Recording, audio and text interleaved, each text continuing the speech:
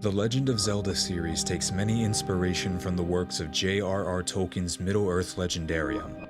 The Master Sword in Breath of the Wild glows blue in the presence of malice, just as how the elvish blade's sting glows blue when orcs or goblins are nearby. The Shire and the Kokiri village in Ocarina of Time share commonalities as well. Both are separated from Hyrule and Middle-earth respectively, inhabited by their own little folk, the hobbits and the Kokiri. When I last read through the Silmarillion, one passage in particular caught my attention as it drew parallels to the opening sequence of Tears of the Kingdom. This is what is said.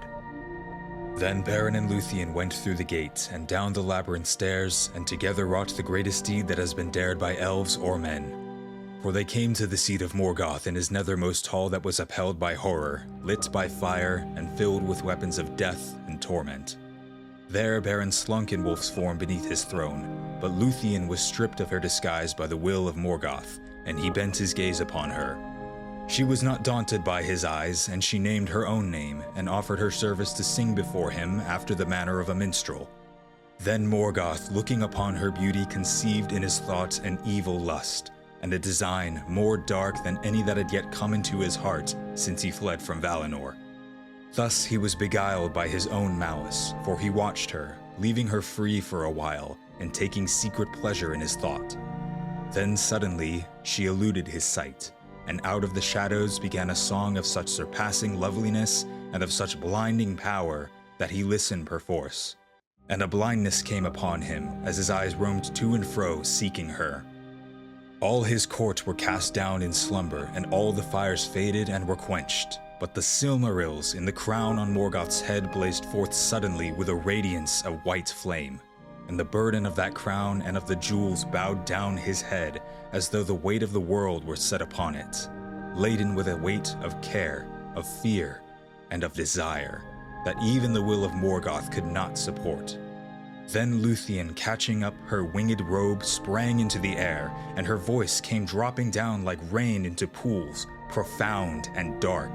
She cast her cloak before his eyes and set upon him a dream, dark as the outer void where he once walked alone. Suddenly he fell, as a hill sliding in avalanche, and hurled like thunder from his throne lay prone upon the floors of hell.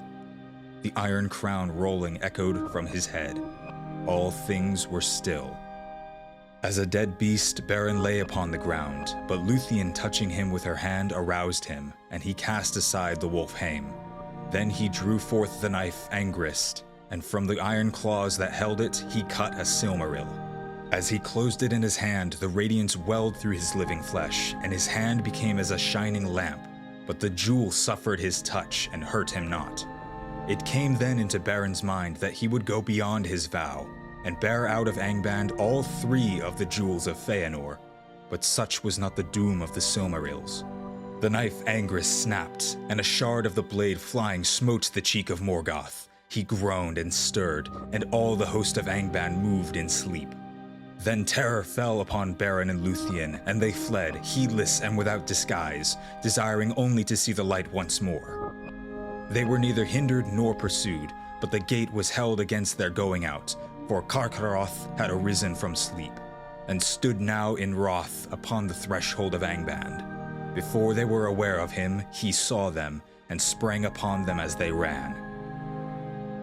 While not exactly one-to-one, the connection between works is certainly there. Plenty of other examples could be drawn from, but this excerpt in particular from Beren and Lúthien felt like more than a coincidence. A few months ago, Zeltic made a video which goes more in depth about Zelda's inspiration from Tolkien. Definitely check that out, it will be linked below. If you have any thoughts, suggestions, or even disagreements, I'd love to read them in the comments. Thanks for taking a few minutes out of your day to watch this video. I've been your host, signing off.